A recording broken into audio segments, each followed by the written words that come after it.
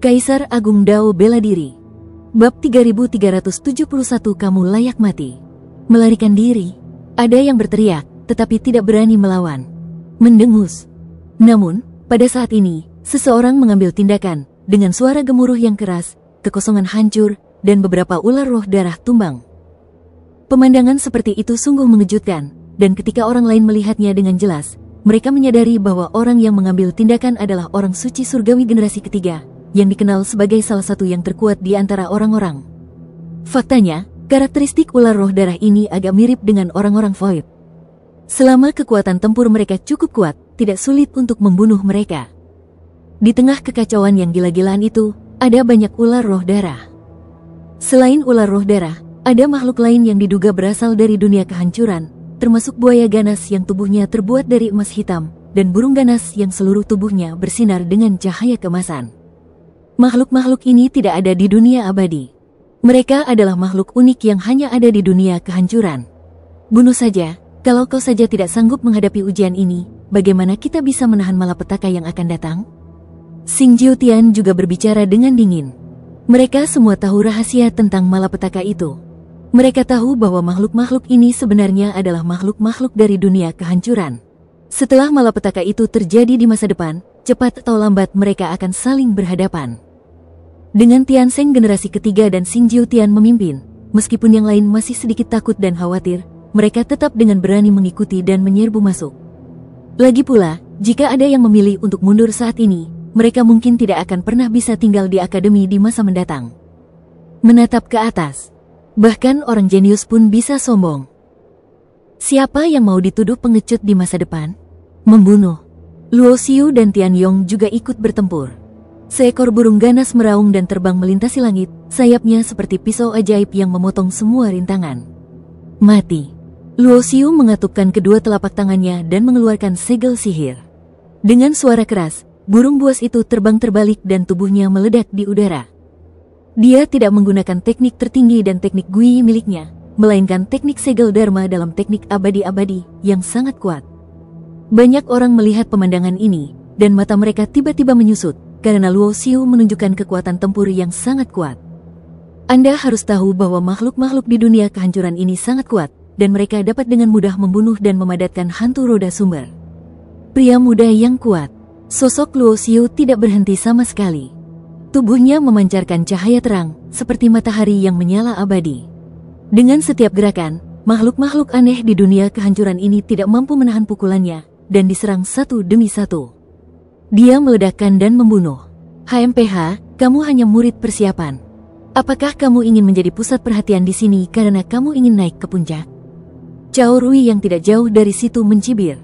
Ketika orang ini mendatanginya, dia berbalik dan pergi.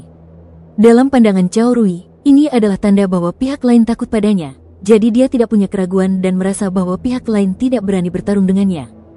Bising. Tatapan mata Luo Xiu menyapu ke arahnya dengan dingin, dan setelah meledakkan seekor ular roh darah dengan satu pukulan, sosoknya melesat di langit seperti matahari dan membunuh Cao Rui. Lancang. Cao Rui juga dikelilingi oleh beberapa orang. Orang-orang ini juga merupakan murid Akademi Diri Sejati. Mereka ingin menjadi pengikut Ru Xing Jiutian, generasi ketiga orang suci surgawi, tetapi mereka tidak cukup kuat, jadi mereka hanya dapat memilih untuk bergabung dengan Cao Rui. Orang seperti ini tidak buruk meskipun latar belakangnya. Pada saat ini, ketika mereka melihat seseorang mengambil tindakan terhadap Cao Rui, mereka yang mengikutinya tentu saja harus mengambil inisiatif untuk memimpin terlebih dahulu. Ledakan. Namun, setelah satu kali pertemuan, beberapa bagian kabut darah meledak. Mereka sama sekali bukan lawan yang setara dengan Luo Xiu. Mereka terlempar di tempat dan menderita luka parah. Kalau saja dia tidak membawa amulet yang bersinar dengan cahaya dan menghalangi sebagian kekuatan, dia pasti sudah terbunuh hanya dalam satu kali pertemuan. Beraninya kau, sampah seperti dirimu, menudingku? Sosok Luo Xiu melangkah di udara, memandang Cao Rui dengan sikap merendahkan. Saat dia di akademi, dia tidak mengambil tindakan, bukan karena dia tidak yakin menghadapi Cao Rui, tetapi karena dia merasa ada orang kuat di akademi, dan bahkan jika dia mengambil tindakan, dia tidak akan bisa membunuh siapapun. Namun, di sini berbeda. Menurut peraturan akademi, boleh saja bertanding dan bertarung di tempat seperti ini. Selama kamu bisa menunjukkan kekuatan dan bakat tempur yang cukup kuat, maka meskipun kamu membunuh seseorang, orang-orang kuat di akademi juga akan terbunuh. Tidak akan ada hukuman berat, dan mereka bahkan akan dilatih. Satu-satunya aturan adalah bahwa membunuh dilarang di akademi. Wajah Cao Rui menunjukkan kemarahan. Dia seharusnya melihat ke bawah dari posisi yang tinggi, tetapi sekarang pihak lain berani bertindak begitu sembrono, yang membuatnya mendidih dengan niat membunuh. Pengadilan kematian. Cao Rui mengangkat tangannya dan melambaikan senjata sihir yang kuat, yang menyilaukan. Kiang. Telapak tangan Luo Xiu tampak dilapisi oleh lapisan emas. Dia menamparkan senjata ajaib itu dengan telapak tangannya, sehingga menimbulkan suara gemuruh yang memekakkan telinga. Terdengar suara klik, dan senjata ajaib dengan kekuatan luar biasa dipecahkan oleh telapak tangan Luo Xiu. Ledakan. Segera setelah itu, Luo Xiu meninju lagi. Senjata ajaib itu meledak berkeping-keping, dan sosoknya melesat maju dan membunuh Cao Rui. Meskipun Cao Rui berusaha sekuat tenaga menggunakan kekuatan sihir dan teknik rahasia untuk melawan, dia tetap terdorong ke belakang dan terpental. Darah menyembur dari mulutnya dan dia menatap Luo Xiu dengan ekspresi ngeri. Bagaimana ini mungkin? Apakah kamu begitu kuat? Cao Rui terkejut, merasakan niat membunuh dari pihak lain. Mengapa dia tidak mengerti saat ini? Ketika dia berada di akademi, orang ini tidak mengambil tindakan bukan karena dia takut padanya, tetapi karena dia merasa bahwa membunuh orang tidak diperbolehkan di akademi, jadi dia telah menoleransinya sampai sekarang. Orang ini ingin membunuhnya. Tanpa ragu-ragu, Cao Rui dengan tegas memilih untuk melarikan diri. Jika dia benar-benar terbunuh di sini, maka bahkan jika pamannya Cao Song akan membalasnya, tetapi dia sudah mati, apa gunanya? Namun, Luo Xiu lebih cepat dari Cao Rui. Dia langsung menyusul dan menebas dengan pedangnya. Cao Rui merasa ngeri dan segera menggunakan kekuatan sihirnya untuk melakukan serangan balik. Pada saat yang sama, perisai giok putih terbang keluar dari dantiannya, dan jimat di tubuhnya juga diaktifkan. Mendengus. Luo Xiu mengangkat tangannya dan meraihnya. Sebuah bilah hitam yang patah muncul di tangannya, dan dengan suara berdenting, perisai giok putih itu terbang menjauh. Dia juga merasakan bahwa perisai giok putih ini adalah senjata ajaib tingkat kaisar. Dia tidak bisa menghancurkannya berkeping-keping dengan kekuatan tempurnya, tetapi dengan kekuatan bilah hitam yang patah, dia bisa menandinginya. Itu kuat tetapi tidak lemah. Engah. Darah berceceran, dan Cao Rui terluka parah setelah hanya menahan 2 pukulan. Jika tidak ada jimat untuk menahan kekuatan itu, dia mungkin sudah mati. Dalam hiruk-pikuk abu-abu yang kacau ini, ada kekacauan di mana-mana, dan ada makhluk-makhluk aneh di dunia muksu di mana-mana. Sulit bagi kesadaran spiritual untuk menyebar jauh di sini, jadi orang lain yang bertarung melawan makhluk-makhluk muksu tidak memperhatikan pergerakan di sini. Mengapa kamu ingin membunuhku? Cao Rui berteriak. Dia benar-benar tidak mengerti mengapa dia tidak pernah menyinggung orang ini, jadi mengapa pihak lain bersikeras membunuhnya, dengan sikap yang tak kenal ampun. Secara umum, bahkan jika para jenius di akademi bersaing satu sama lain, kecuali dalam beberapa kasus, mereka biasanya hanya mengalahkan dan menekan, dan tidak akan membunuh dengan mudah. Karena kamu adalah keponakan Cao Song, dan karena Cao Song lah yang mengirimmu ke akademi, kamu harus mati. Suara Luo Xiu terdengar dingin di telinga Cao Rui, dan pada saat yang sama, aura yang keluar dari tubuhnya menjadi semakin kuat dan menakutkan. Dia ingin membunuhnya tanpa memberinya kesempatan. Itu kamu. Pada saat ini, Cao Rui mengerti segalanya. Bab 3372 Melee pecah. Ketika semuanya berangsur-angsur kembali tenang, Cao Rui tampaknya telah menghilang dari dunia. Bahkan dengan jimat yang diberikan oleh para tetua akademi, dia tetap mati di tangan Luo Xiu. Kau telah diberkati dengan menggunakan aku sebagai korban. Jadi ketika kau menikmati berkat ini, kau harus mengerti bahwa aku akan menagih hutang ini cepat atau lambat. Tatapan Luo Xiu acuh tak acuh dan dia berbisik, Cao Song, ini hanya ketertarikan. Setelah itu, sosok Luo Xiu menghilang. Karena yang lainnya berada jauh dan bertarung dengan makhluk penghancur kehampaan dalam hiruk-pikuk kekacauan, tidak ada yang tahu siapa yang membunuh Cao Rui. Orang lainnya meninggal. Di luar langit berbintang yang kacau, beberapa tetua akademi yang mengirim banyak murid akademi sedikit mengernyit. Ini baru saja dimulai, dan orang-orang meninggal satu persatu. Benar saja, bunga-bunga di rumah kaca tidak dapat menahan angin dan hujan. Seorang tetua dari akademi menggelengkan kepalanya dan mendesah. Itulah sebabnya para petinggi di atas sana mengatur berbagai ujian berbahaya, hanya untuk meredakannya. Hanya orang yang benar-benar kuat yang dapat melewati ujian dan kesengsaraan yang tak terhitung jumlahnya, tumbuh dengan pantang menyerah, dan mampu berdiri sendiri di masa depan. Siapa yang meninggal? Beberapa tetua akademi juga bingung. Setiap murid akademi memiliki jejak takdir mereka, sehingga mereka akan segera mengetahui kejatuhan dan kematian setiap murid akademi. Itu Cao Rui, seorang tetua dari akademi, mengeluarkan batu 7 warna dan memberikan jawaban setelah merasakannya dengan kesadaran spiritualnya. Itu dia. Beberapa tetua akademi sedikit terkejut. Mereka tentu tahu tentang Cao Rui. Orang ini telah menghadapi beberapa kontroversi ketika ia memasuki akademi. Pamannya Cao Song juga dianggap sebagai orang kuat, berdiri bahu-membahu dengan mereka dan para tetua akademi. Cao Song melakukan sesuatu yang keterlaluan dan penuh kebencian untuk mengirimnya ke istana, tetapi sekarang semuanya sia-sia. Ini adalah siklus karma dan pembalasan. Aku benar-benar ingin melihat seperti apa ekspresi Cao Song saat dia tahu keponakannya telah meninggal. Ketika seseorang meninggal, lampu padam, dan semuanya sia-sia. Di antara beberapa tetua akademi, ada yang diam, ada yang menggelengkan kepala, dan ada yang mencibir. Mereka sudah lama tidak menyukai Cao Song. Dan pada saat ini, di langit berbintang yang kacau, air pasang melonjak, dan energi kekacauan kelabu meraung dan bergulung, dipenuhi dengan aura dan dampak kehancuran. Yang lebih menakutkan lagi, di tengah hiruk-pikuk kekacauan ini, masih banyak makhluk penghancur kehampaan yang berkelompok, dengan aura yang haus darah. Ledakan. Sosok Luo Xiu melesat lewat dan meledakkan tubuh makhluk penghancur kehampaan. Dia melihat sekeliling dengan dingin dan menemukan bahwa dalam hiruk-pikuk yang kacau ini, masih banyak makhluk penghancur kehampaan, seolah-olah jumlahnya tak terbatas. Jika kita ingin membunuh semua makhluk penghancur kehampaan ini, berapa lama waktu yang dibutuhkan untuk membunuh mereka semua? Beberapa saat kemudian, Luo Xiu kembali ke sisi Tianyong. Pada saat ini, selain ancaman makhluk pemusnah, Luo Xiu juga merasakan niat mengunci dan membunuh dari murid akademi lainnya. Tianyong, kamu punya bakat yang bagus. Aku juga bilang aku harap kamu bisa menjadi salah satu pengikutku. Sekarang aku memberimu kesempatan lagi. Pilihan apa yang akan kamu buat? Mata orang suci surgawi ketiga memandang ke arah Tianyong dan Luo Xiu.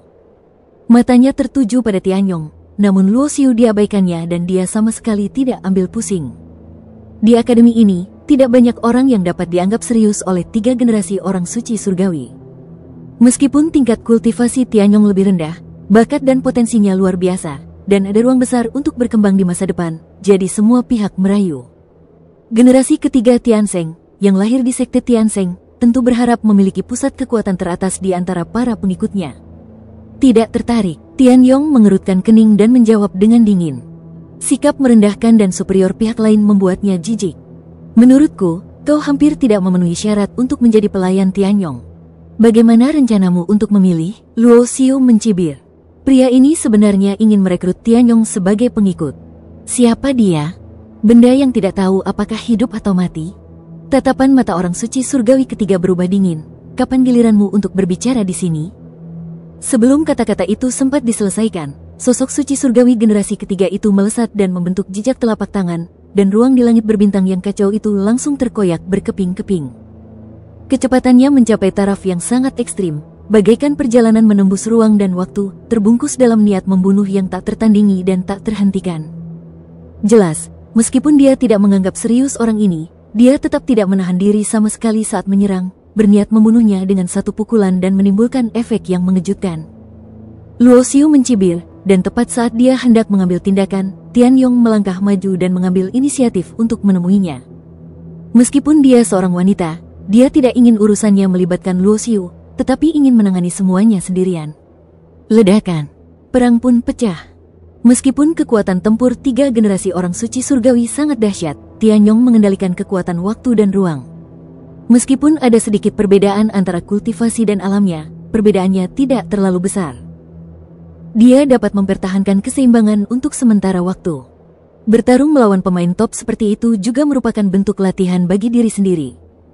Jadi ketika Luo Xiu melihat pemandangan ini, dia berhenti berpikir untuk mengambil tindakan karena dia tahu kekuatan Tianyong sama sekali tidak lemah. Tetapi dia selalu bersikap relatif rendah hati di akademi. Dapat dilihat bahwa sumber daya di True Self Academy terbatas dan terdapat banyak sekali peluang dan kesempatan. Oleh karena itu, untuk bersaing mendapatkan lebih banyak peluang dan kesempatan, akan ada persaingan di antara para jenius papan atas. Orang yang menang pada akhirnya dapat memperoleh lebih banyak. Berkat keberuntungan dan kesempatan, kekuatannya semakin kuat dan kuat, memperlebar jurang dengan orang lain. Selain Tiansheng generasi ketiga yang menargetkan Tianyong, Luo Xiu juga memperhatikan bahwa di sisi lain, Xing Jiutian, yang lahir di istana Jiutian, juga bertarung dengan orang lain. Hanya seorang murid persiapan yang mengandalkan rekomendasi untuk masuk akademi. Dia berani berbicara dengan arogan terhadap kakak senior Tiansheng. "Ayo kita bunuh dia." Seseorang mencibir. Total ada 7 orang berkumpul, menargetkan Luo Xiu dengan niat membunuh. Ketujuh orang ini semuanya adalah pengikut Tiansheng, dan dapat menjadi pengikut Tiansheng.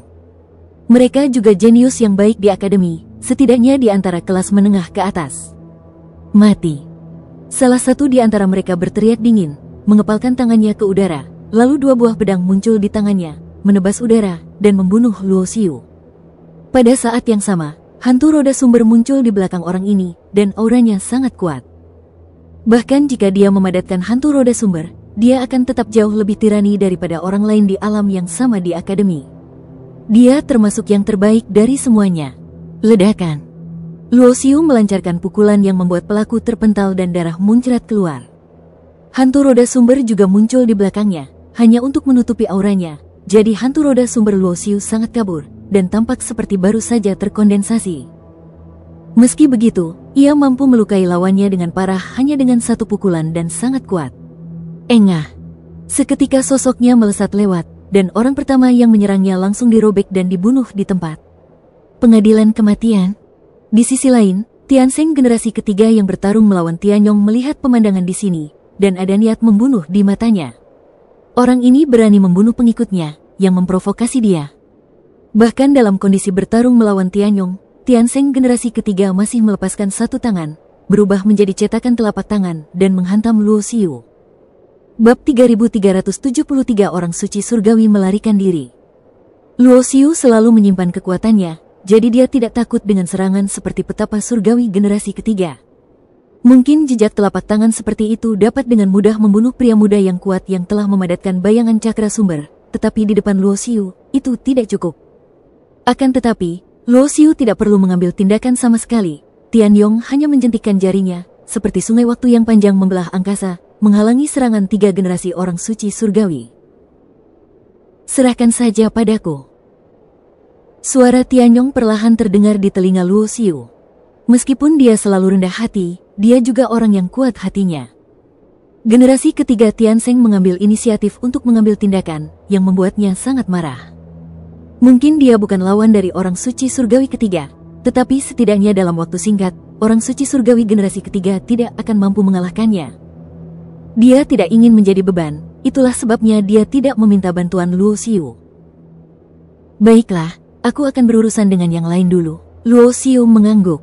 Dia tidak punya permusuhan dengan orang suci surgawi generasi ketiga, tetapi karena pihak lain ingin membunuhnya, Luo Xiu tidak bisa berkata apa-apa. Jika ada kesempatan, dia tidak akan menunjukkan belas kasihan. Bahkan jika orang lain itu jenius, dia akan tetap membunuh siapapun yang perlu dibunuh dan tidak akan menahan diri. Di sisi lain, Xing Jiutian bertarung dengan lawannya. Lawannya bernama Zhan Kunlun, dan dia juga seorang jenius kelas atas. Pertarungan antara keduanya sangat keras, mengguncang 9 langit dan 10 bumi, menghancurkan langit dan merobek kehampaan dengan 1 pukulan biasa.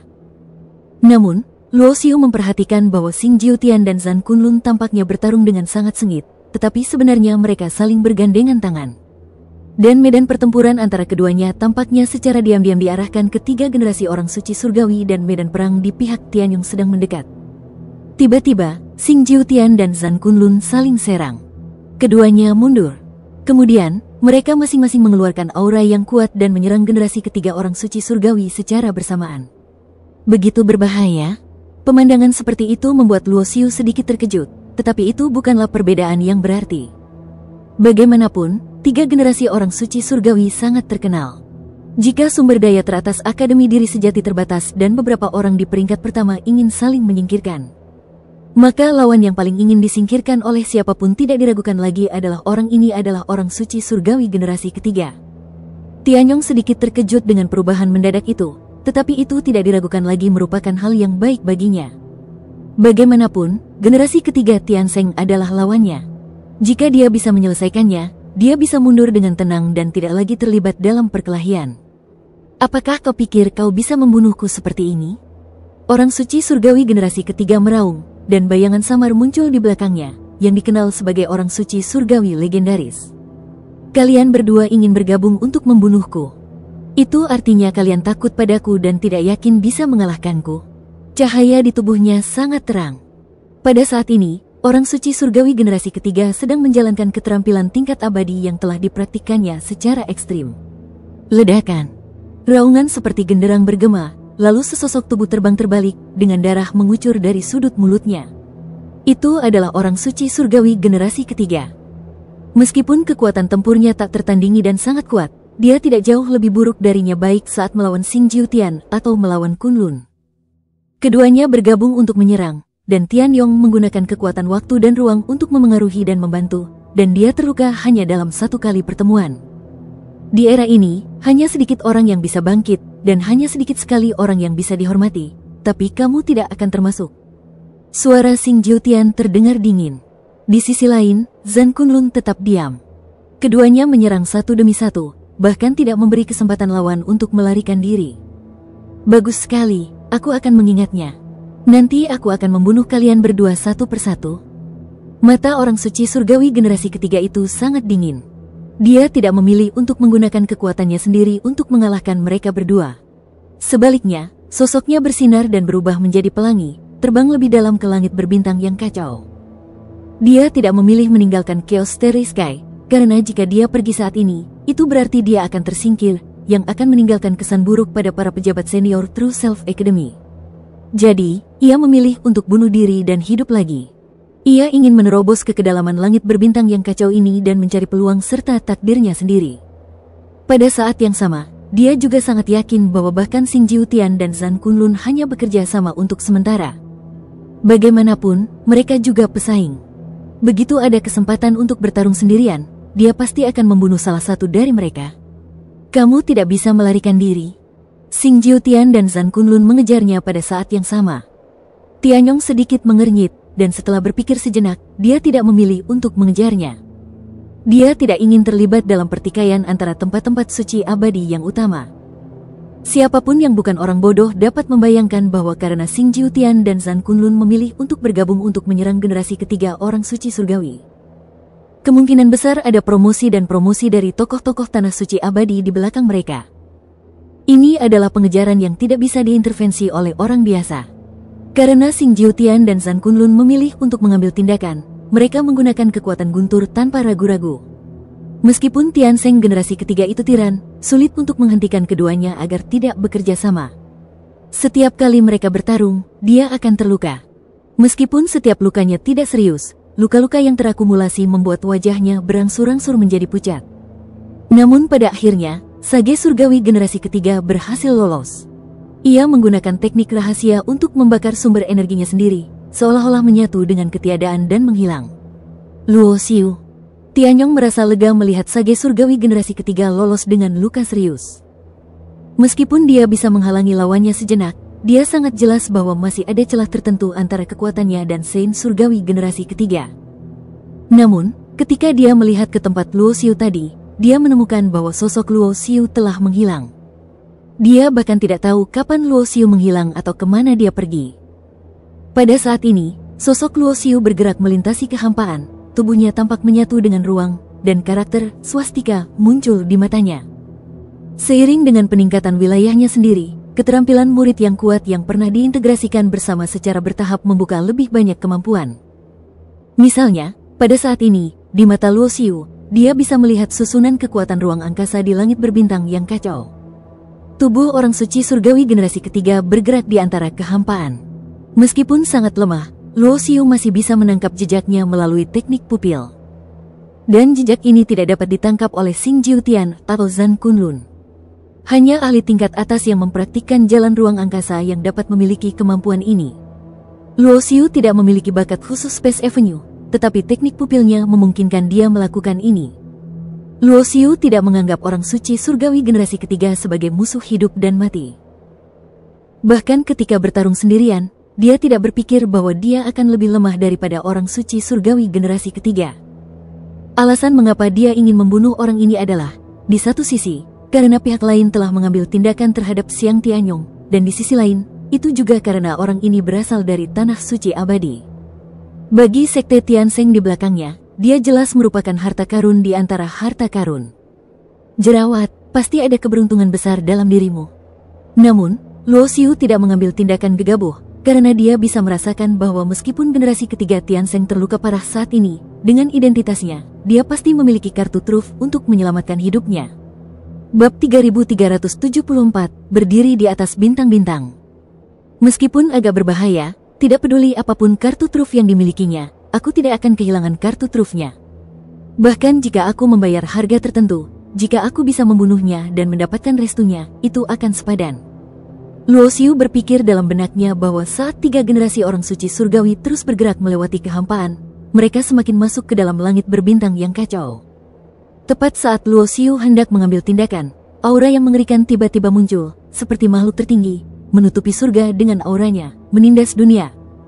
Aura ini sangat menakutkan, luas dan tidak dapat diprediksi, seperti bintang yang jatuh ke laut. Tepat saat Luo Xiu hendak mengambil tindakan, dia berhenti sejenak, lalu sosoknya melintas dan bersembunyi. Pada saat yang sama, orang suci surgawi generasi ketiga, yang melarikan diri melalui kehampaan, juga merasakan aura ini. Ekspresinya juga tiba-tiba berubah karena terkejut, dan dia tidak berani untuk terus melarikan diri. Sebaliknya, dia memperlihatkan tubuhnya dan mencari tempat persembunyian. Luo Xiu tidak berani melepaskan indera spiritualnya, tetapi malah mengalihkan pandangannya ke arah datangnya aura mengerikan itu. Di planet yang rusak, sepertiganya hilang, bagaikan bola yang bagiannya tergigit. Di planet ini, sebuah sosok menjulang berdiri dengan gagahnya. Anda harus tahu bahwa meskipun sepertiga bintang rusak, ukuran bintang itu masih lebih besar dari yang dibayangkan, dan pada bintang seperti itu, seseorang dapat disorot. Anda dapat membayangkan bahwa tubuh orang ini benar-benar tegak. Namun pada kenyataannya, sosok lawannya tidak tinggi dan tidak berbeda dengan orang biasa. Hanya saja karena auranya begitu agung dan luas, sehingga membuat bintang-bintang di bawah kakinya nyaris tak terlihat. Seolah-olah dia tidak berdiri di atas bintang, melainkan di atas gunung tandus. Pria itu bermata kosong, wajahnya kaku dan pucat, tanpa ekspresi apapun. Jika Anda perhatikan dengan saksama, Anda akan menemukan bahwa dia sebenarnya hanya memiliki rongga mata, berlumuran darah, dan tidak memiliki mata. Seolah-olah matanya telah dicungkil pada suatu saat.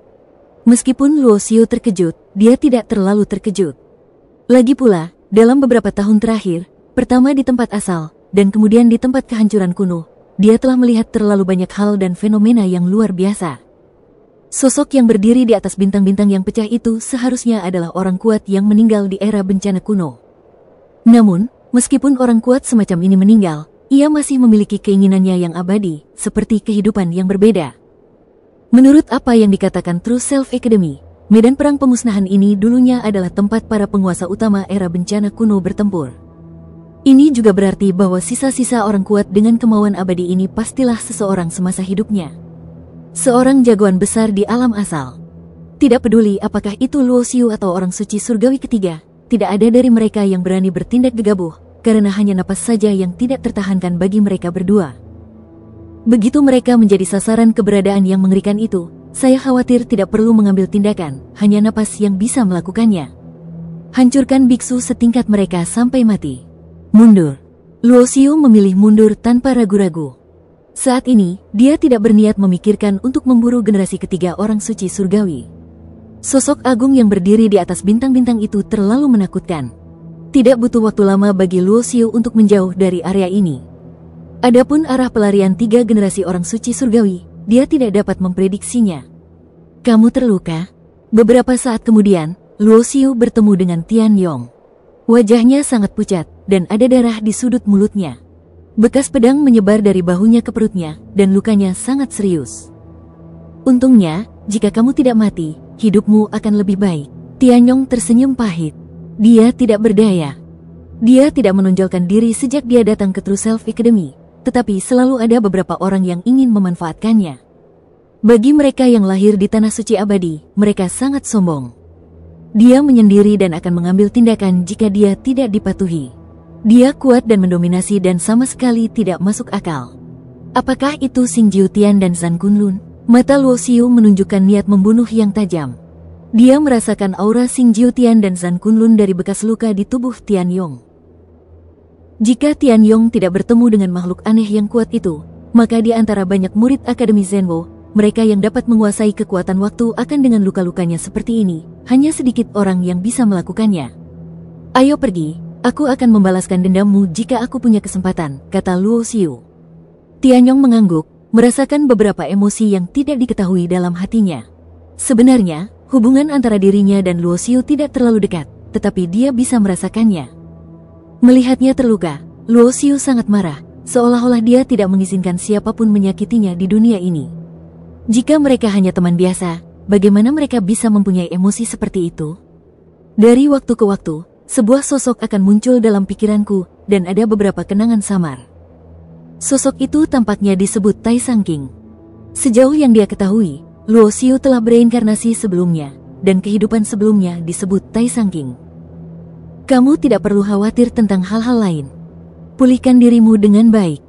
Serahkan semua masalah lainnya padaku. Luo Xiu mengeluarkan beberapa pil dan menyerahkannya kepada Tian Yong. Beberapa di antaranya bahkan digunakan untuk menyelamatkan nyawa, tetapi saat ini Luo Xiu tetap mengeluarkannya tanpa ragu-ragu. Kemudian, Luo Xiu membawa Tian Yong pergi. Setelah kekacauan dan perkelahian di Chaos Frenzy, banyak pengikut True Self Academy juga bubar. Karena Akademi Diri Sejati telah mengirim banyak orang jenius ke sini, tujuannya bukan hanya untuk pelatihan hidup dan mati, tetapi juga karena orang-orang tua di Akademi Diri Sejati tahu bahwa ada beberapa orang di medan perang era bencana paling kuno ini. Keberuntungan. Hanya saja, bagi beberapa orang kuat yang tingkatannya terlalu tinggi, keberuntungan ini bisa diabaikan.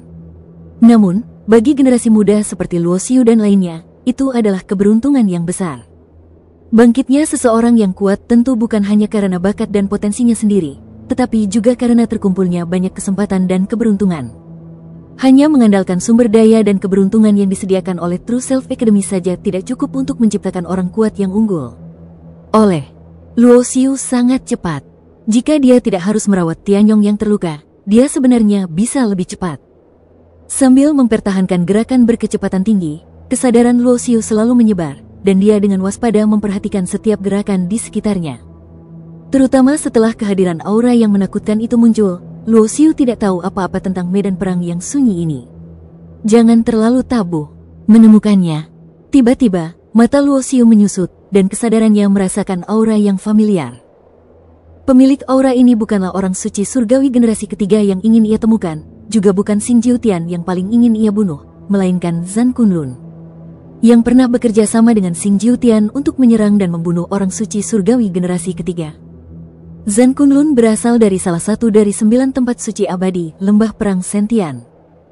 Sebagai seorang jenius muda dan berkuasa yang paling menonjol di tanah suci abadi, tak perlu diragukan lagi bahwa Zhan Kunlun pasti memiliki kekayaan yang luar biasa. Pada saat yang sama, Luo Xiu menyadari bahwa aura Zhan Kunlun sedikit tidak stabil, dan dia tampak terluka. Jika seorang pria muda yang kuat setingkatnya dapat melukainya dan harus melarikan diri, dapat dibayangkan bahwa dia pasti sangat menderita. Krisis besar. Bab 3375 dugaan kemampuan klan virtual. Luo Xiu tidak muncul. Dia melihat bahwa orang yang mengejar Zhan Kunlun adalah orang yang tubuhnya berubah menjadi bayangan. Dia tampak seperti orang virtual, tetapi dia berbeda dari orang-orang virtual. Dia lebih mirip seorang biksu dari dunia abadi, memperoleh kemampuan dari klan virtual. Lagi pula, Luo Xiu telah berurusan dengan klan Su lebih dari sekali, terutama ketika dia secara tidak sengaja memasuki dunia penghancuran kekosongan. Dapat dikatakan bahwa dia sangat mengenal klan Su. Meskipun Void juga humanoid, wujud fisik mereka adalah sejenis monster humanoid gelap. Namun pada saat ini, wujud manusia yang dilihatnya berubah menjadi hantu belum dapat dipastikan wujud aslinya, tetapi paling tidak dapat dipastikan bahwa ini bukanlah ras virtual. Bisakah dikatakan bahwa para biksu di dunia abadi juga dapat memperoleh kemampuan untuk menghancurkan makhluk-makhluk di dunia virtual? Mata Luo Xiu tiba-tiba menyusut.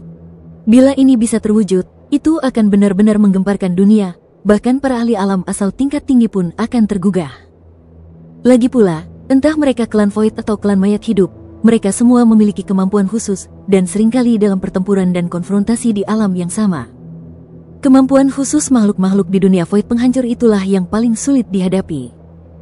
Jika para pendeta di dunia abadi juga bisa memperoleh kemampuan yang sama, maka tidak ada yang perlu dikhawatirkan ketika terjadi malapetaka yang disebut-sebut itu. Ledakan. Dengan tubuhnya yang berubah menjadi bayangan, kecepatannya terlalu cepat bagi Zan Kunlun untuk melarikan diri. Dengan suara gemuruh yang menggetarkan bumi, Zan Kunlun bertarung dengan bayangan humanoid dan fluktuasi yang mengerikan terjadi. Beberapa bintang yang hancur di sekitarnya hancur oleh guncangan dan berubah menjadi bubuk. Luo Xiu menyaksikan pertempuran dari kejauhan dan tidak mendekat. Dia dapat melihat bahwa meskipun Zan Kunlun terluka, kekuatan tempurnya masih kuat, dan 3 hantu cakra sumber muncul di belakangnya. Dia telah melalui banyak bahaya dan kesulitan sebelum dia bisa memadatkan 3 hantu cakra sumber. Orang-orang seperti Zan Kunlun dan yang lainnya telah menerima sumber daya dan bimbingan terbaik sejak awal di Tanah Suci Abadi. Selain itu, mereka telah berlatih dan menempa diri di Akademi Diri Sejati. Mereka juga telah berkultivasi hingga ke tingkat ini. Itu tidak akan membuat orang terkejut. Lagi pula, dunia abadi itu begitu besar, dan mampu menduduki peringkat pertama di antara generasi muda di seluruh dunia abadi sudah berarti memiliki bakat dan potensi yang tak terbayangkan oleh orang biasa. Karena dia telah mengolah kungfu abadi, Luo Xiu juga dapat merasakannya, dan Zan Kunlun juga telah berlatih kungfu abadi. Namun, dibandingkan dengan kekuatan tempur Zan Kunlun yang kuat, sosok humanoid yang bertarung dengannya membuat Luo Xiu semakin takut padanya. Dia bisa merasakan bahwa orang yang diduga memiliki kemampuan void itu sangat kuat. Akan sangat menakjubkan jika orang ini juga seseorang dari generasi muda dunia abadi. Keluar. Tiba-tiba sosok humanoid yang sedang bertarung melawan Zan Kunlun mengeluarkan teriakan keras, mengangkat tangannya dan melambaikannya, cahaya suci mengembun menjadi pedang dan menebas ke arah posisi Luo Xiu. Meskipun aura Luo Xiu tersembunyi dengan baik, orang ini sangat kuat dan persepsinya sangat tajam, jadi dia benar-benar menyadarinya. Sosok Luo Xiu berkelebat, menghindari energi pedang yang terkondensasi dari cahaya ilahi. Tubuhnya diselimuti cahaya keemasan, seperti dewa perang yang turun dari langit, menutupi aura dan penampilannya sendiri. "Siapa kamu?" Bayangan humanoid itu bertanya. Dia bertarung sengit dengan Zan Kunlun dan ingin menyingkirkan orang ini. Tetapi orang yang tidak terduga muncul, yang mengubah seluruh rencana. "Kamu tidak perlu tahu." Sosok Luo Xiu berkelebat dan dia lari cepat, sama sekali tidak berniat untuk bertarung dengannya. Di satu sisi, dia dan Zan Kunlun adalah orang asing bagi satu sama lain, dan di sisi lain, itu juga karena dia berharap Zan Kunlun akan bertarung dengan lawannya. Lebih baik jika kedua belah pihak kalah. Pada saat itu, dia hanya perlu mengambil tindakan lagi untuk mengambil semua inisiatif dan mengendalikan situasi. Mendengus. Bayangan humanoid yang telah sepenuhnya menguasai situasi secara alami dapat menebak pikiran Luo Xiu. Dalam keadaan seperti itu, mustahil baginya untuk memberi orang lain kesempatan memetik buah persik, jadi dia mengambil tindakan tanpa ragu-ragu. Cahaya ilahi yang terang menyelimuti langit dan bumi, dan cahaya ilahi itu saling terkait untuk membentuk jaring besar. Semua benda nyata yang terbungkus dalam jaring itu hancur dan tercabik-cabik menjadi ketiadaan. Ledakan. Pada saat ini, api yang tak berujung membakar langit, dan seorang wanita berbaju merah muncul. Dia benar-benar memilih saat ini untuk langsung menyerang dan membunuh orang yang berubah menjadi hantu. Apakah dia? Mata Luo Xiu sedikit menyipit. Dia memasuki Akademi Diri Sejati dan pernah mendengar tentang wanita berbaju merah ini. Dikatakan bahwa dia menghabiskan sebagian besar waktunya dalam pengasingan dan berasal dari Istana Surga Terbakar, salah satu dari 9 tempat suci abadi. Orang ini juga seorang jenius tingkat atas. Ada 3 hantu cakra sumber yang terkondensasi di belakangnya. Setiap hantu cakra sumber terkondensasi oleh kekuatan api yang berbeda. 1 berwarna emas, 1 berwarna ungu, dan 1 berwarna merah. Jelas, dia memilih untuk mengambil tindakan saat ini karena dia juga menemukan bahwa Zan Kunlun berada dalam posisi yang kurang menguntungkan, dan identitas orang yang dapat berubah menjadi bayangan tidak diketahui. Dia tidak diragukan lagi adalah lawan yang kuat. Jika dia adalah salah satu pesaing di True Self Academy, dia pastilah musuh yang hebat. Jadi dia datang membantu Kunlun saat ini karena dia ingin bergabung dengannya untuk melawan musuh yang tangguh ini. Menarik. Luo Xiu secara alamiah senang tanpa harus mengambil tindakan sendiri. Total ada 9 tempat suci abadi, yang setidaknya berarti harus ada hampir 9 orang yang berkultivasi hingga mencapai puncak 3 hantu cakra sumber. Sekalipun tidak ada 9 orang, paling tidak hanya 2 atau 3 orang saja. Jadi, orang yang bisa mengubah dirinya menjadi bayangan dan diduga memiliki kemampuan dari suku Void ini, seharusnya adalah keturunan dari salah satu dari 9 tanah suci abadi. Hanya saja orang ini bersembunyi dengan baik, jadi baik Luo Xiu, Zan Kunlun, maupun wanita berpakaian merah tidak mengetahui identitas aslinya. Pihak lain mengubah dirinya menjadi bentuk bayangan, dan jelas bahwa dia tidak ingin mengungkapkan identitasnya.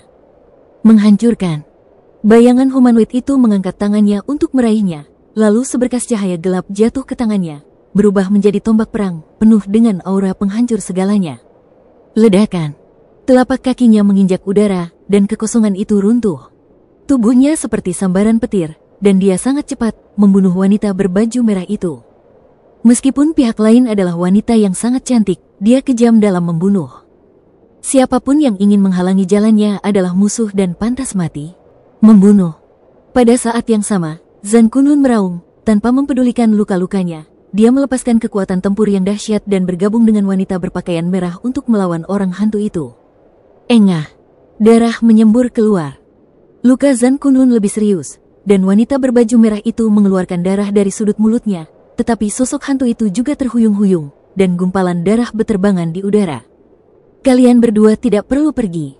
Suara rendah dan serak terdengar, dan sosok bayangan itu tiba-tiba menghilang, membunuh dengan kecepatan yang mengkhawatirkan. Zan Kunlun dan wanita berbaju merah berdiri siap, masing-masing menggunakan keterampilan mereka secara ekstrim. Gemuruh. Raungan mengerikan bergema satu demi satu, dan penglihatan antara langit dan bumi terus muncul. Segala sesuatu di sekitar mereka hancur, dan hanya kekuatan kehancuran yang mengamuk. Penciptaan muncul. Pada saat itu, seseorang di kejauhan berteriak. Faktanya, banyak orang memperhatikan pertempuran antara Kunlun, wanita berbaju merah, dan pria hantu, dan mereka semua memilih untuk menonton pertempuran tersebut dari kejauhan seperti Luo Xiu. Pada saat ini, sebuah teriakan tiba-tiba terdengar, dan perhatian semua orang tertarik. Jauh di dalam kehampaan yang gelap dan dingin, seberkas cahaya terang bermekaran, dan samar-samar Anda dapat melihat serangkaian istana megah menjulang dan runtuh dalam sinar cahaya itu.